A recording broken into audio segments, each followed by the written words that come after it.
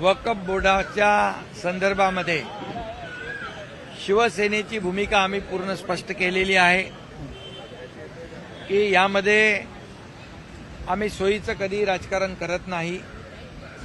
सोयीचं राजकारण करणारे लोक याचा हिंदुत्वाशी संबंध नाही, याचा अमक्याशी संबंध नाही असं जेव्हा म्हणतात तेव्हा त्यांच्या भूमिकेवर संशय घेण्यासारखी जागा निर्माण होते.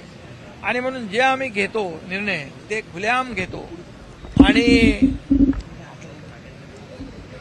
जे बाळासाहेबांचं जे विचार आहेत, आनंदीगे साहेबांचे विचार जे आहेत, आम्ही जो निर्णय घेतो तो खुलेआम घेतो.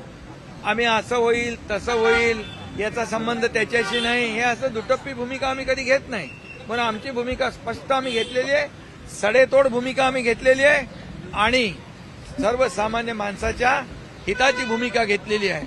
आणि म्हणून काही मुठभर लोकांच्या हातामध्ये हे जी काही वक्फ बोर्डाची प्रॉपर्टी आहे ती ठेवण्यापेक्षा त्या समाजातल्या बहुसंख्य लोकांना याची सुविधा मिळाली पाहिजे, शाळा झाल्या पाहिजे, कॉलेज झाली पाहिजे, हॉस्पिटल झाली पाहिजे. आज बघा, आज काय कंट्रोल आहे कोणाचा. आणि म्हणून हे जे काही वक्फ बोर्डाचं बिल आहे हे मुस्लिम समाजाच्या देखील हिताचं, फायद्याचं आहे आणि त्याचा त्यांनी विचार केला पाहिजे. आणि जे आता भूमिका तुम्ही सांगितली, कोणी घेतली ती? हा, काय म्हणतात? अरे हे बघा, पळपुटी भूमिका कशाला घ्यायची? घ्या ना खुलेआम भूमिका, घ्या ना, उभे राहा ना एका भूमिकेवर. तुम्ही हे सगळ्या गोष्टी ज्या आहेत, जेव्हा फायद्याचं तेव्हा धरायचं, जेव्हा तोट्याचं तेव्हा सोडायचं.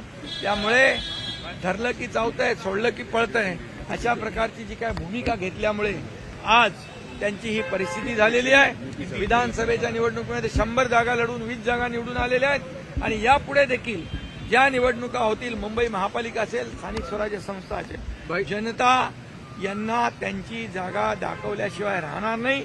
हे आता बघायचं आहे की बाळासाहेबांचे विचार त्यांची भूमिका घेऊन पुढे जात आहेत की राहुल गांधी हे सांगतायत तसं करतायत.